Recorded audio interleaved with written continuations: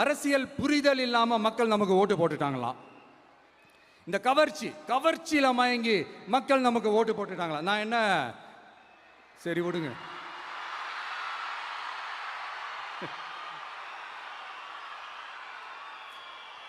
மக்கள் அவங்களுக்கு ஓட்டு போட்டா அந்த மக்கள் நல்லவங்களாம், அதே மக்கள் நமக்கு ஓட்டு போட்டா அந்த மக்கள் கெட்டவங்களா?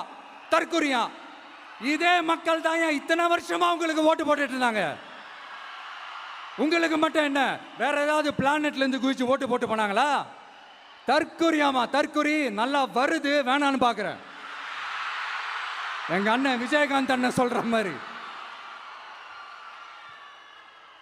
அண்ணா அவர்கள் ஆரம்பிச்ச கட்சியை ஒரு அடிமை கூடாரமா ஆக்குனது யாருங்க சார்?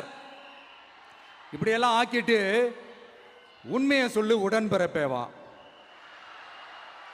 உங்களோட அந்த உண்மையான உடன்பிறப்புக்கெல்லாம் என்ன சொல்றாங்க தெரியுமா சார்? திமுக இப்படி ஆனதுக்கு காரணம், அந்த காரணத்தை வெளியிலலாம் போய் தேடாதீங்க, உங்க குடும்பத்துக்குள்ளேயே கேளுங்கிறாங்க. உங்களுக்காக மாடா உழைச்சி தேஞ்சு போய் கிடக்கிறோம்.